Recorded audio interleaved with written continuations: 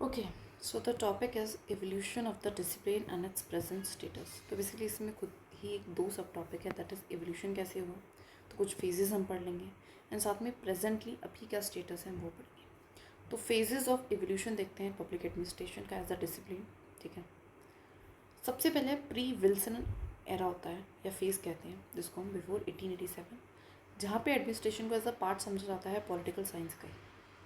Focus किया जाता है गवर्नमेंट का स्ट्रक्चर कैसा होगा, लॉज कैसे बनेंगे, कॉन्स्टिट्यूशन पे ज़्यादा फोकस किस पे, लॉ मेकिंग पे।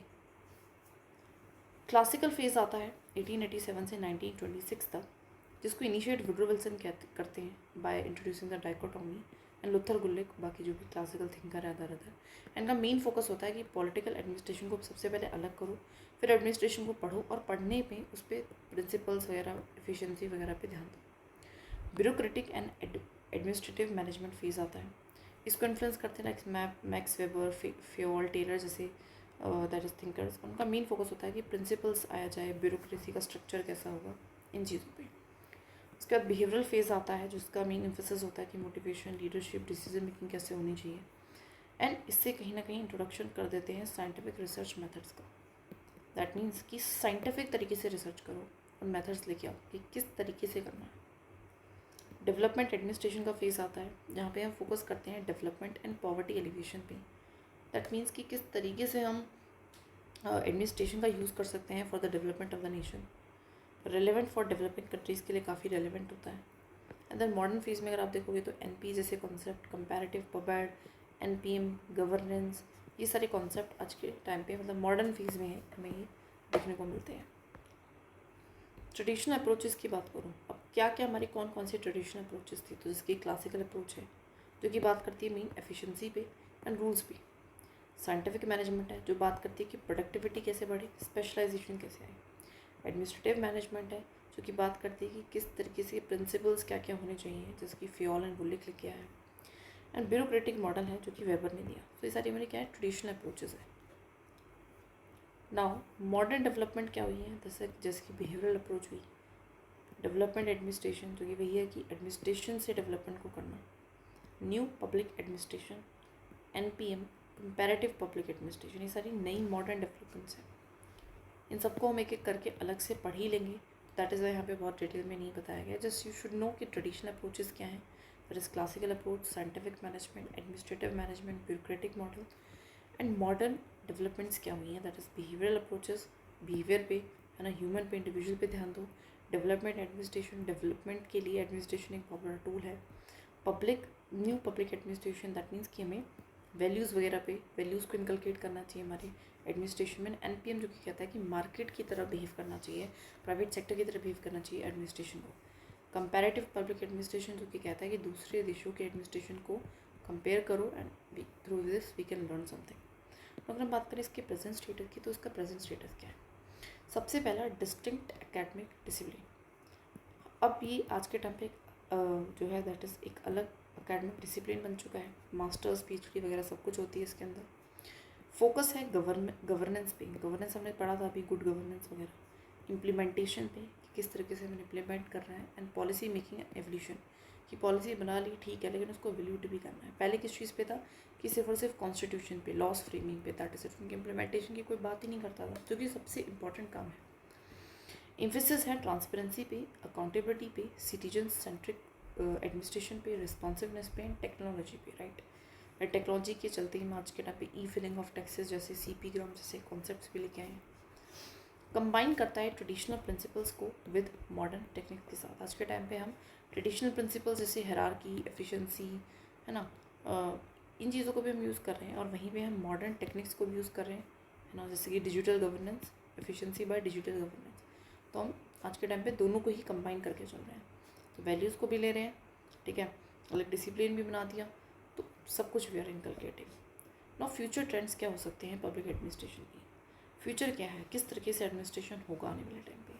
सो ऑफ कोर्स एआई का बहुत बड़ा बिग रोल हो सकता है इस चीज़ में। Big data we can say also, जिसे दैट इज़ डिजिटल गवर्नेंस, जो कि आज के टाइम पे डिजिटल इंडिया एक मिशन भी है हमारा। ग्रेटर सिटीजन एंगेजमेंट होगा, कैसे, सोशल मीडिया प्लेटफॉर्म्स जैसी चीज़ों के थ्रू लोग भी अवेयर हो रहे हैं इस चीज़ से and they are aware about their right, है ना, फ्रीडम, राइट्स के बारे में अवेयर है। ग्लोबलाइजेशन की वजह से चैलेंजेस ऑफ कोर्स बढ़ रहे हैं, नेगेटिव भी है और ज़्यादा चैलेंजेस बढ़ेगी, जैसे कि क्लाइमेट चेंज है, माइग्रेशन है, पेंडेमिक्स है, they are also increasing. Pandemic Covid जैसे ये पेंडेमिक आया था तो वो भी एक ग्लोबल इशू ही था, राइट। तो ये भी चैलेंजेस भी बढ़ रहे हैं। इंटर डिसिप्लिनरी अप्रोच है। पहले हम पब्लिक एडमिनिस्ट्रेशन को काफ़ी सिर्फ पब्लिक एडमिनिस्ट्रेशन ही मानते थे, लेकिन आज के टाइम पे हम इंटर डिसिप्लिनरी बाकी डिसिप्लिन्स को भी इनकलकेट करके पढ़ते हैं, समझने की कोशिश करते हैं एडमिनिस्ट्रेशन के बारे में। जैसे कि इकोनॉमिक्स है, जो कि हम बजटिंग सबसे इम्पॉर्टेंट काम है, प्रॉपर चैप्टर भी है हमारे सिलेबस में। सोशो दैट इज़ लोगों से समझना, लोगों से regarding citizen charter, social edit, ये सारी चीज़ें। मैनेजमेंट की फोर्स किस तरह से करना है, एनपीएम वगैरह है ना, प्राइवेटाइजेशन, एलपीजी वगैरह। टेक्नोलॉजी को भी हम यूज़ कर रहे हैं, तो सब कुछ हम सबको हमारी जो अप्रोच है वो सिंगल इस तरीके से नहीं, हम इंटर डिसिप्लिनरी अप्रोच हो चुकी है। और रेगुलेशन को ऑफकोर्स रेगुलेशंस को और ज़्यादा बढ़ाना पड़ेगा, क्योंकि जैसे जैसे प्राइवेट सेक्टर का कहीं ना कहीं रोल बढ़ता जा रहा है, तो उससे कहीं ना कहीं क्या है, देयर इज़ अ चांसेस कि मिसयूज़ हो सकता है, प्रैक्टिसेस माल प्रैक्टिसेस हो सकती हैं, तो गलत चीज़ें हो सकती हैं, अनफेयर प्रैक्टिसेस हो सकती हैं, तो उन सब के लिए रेगुलेशन को भी बढ़ाने की ज़रूरत है। सो या AI, big data, digital governance, ज़्यादा सिटीजन एंगेजमेंट होगा, ज़्यादा एफिशिएंसी लाने की कोशिश की जाएगी, करप्शन वगैरह भी कम होगा, लेकिन साथ में चैलेंजेस भी आएंगे ना, ग्लोबलाइजेशन की वजह से, या फिर कहते हैं रेगुलेटरी चैलेंजेस वी कैन से। सो ये बेसिक था। देखिए बाकी फेजेस को आप और भी अलग तरीके से लिख सकते हो, जैसे कि पहले विल्सन आया, फिर क्लासिकल थिंकर्स आए, फिर दैट इज़ ह्यूमन रिलेशन आए, फिर बिहेवियरल आए, फिर कंटिजेंसी सिस्टम अप्रोच जो इसमें नहीं थी, that is basically simple approach है कि आपको इन्वायरमेंट को भी देख के चलना है। देन उसके बाद दैट इज़ वी कैन से कि एनपीए जैसे कॉन्सेप्ट्स आते हैं, एंड आज के टाइम पे हम किस पे हैं, गुड गवर्नेंस जैसे कॉन्सेप्ट पे हैं। At present we are following the good governance, ठीक है। दैट इज़ इम्प्लीमेंट करना या डिसीजन को लेना किस तरीके से, एक अच्छे तरीके से, गुड तरीके से। गुड तरीका कौन सा है, जो ट्रांसपेरेंट हो, अकाउंटेबल हो and responsive, that is it. So we have done it.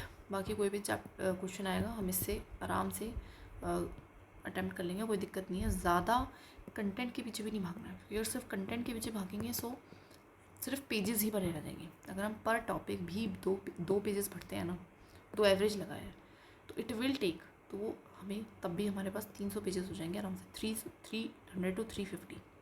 And इसी कंटेंट को याद करना, बार बार नोट्स में इनकलकेट करना ही अपने आप में एक चैलेंज है। So do not go a lot on the content के पीछे ज़्यादा नहीं भागना है, अंडरस्टैंड करना है चीज़ों को, और जो भी हम पढ़ रहे हैं, जितना हम पढ़ रहे हैं उसको हमें अच्छे से समझना है, याद करना है कि हमारे खून में वो चीज़ उतर जाए, so that we can produce it in the paper exam.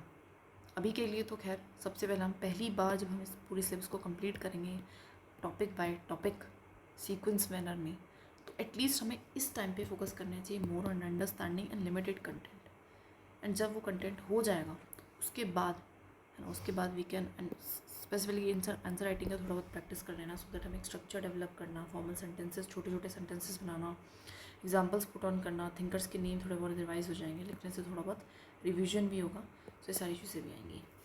So bar bar video को देखना है, लेक्चर को देखना है, अपने नोट्स को रीड करते रहना है, that is it. You can do this and you will do it, and you have to do this, because you do not have the option.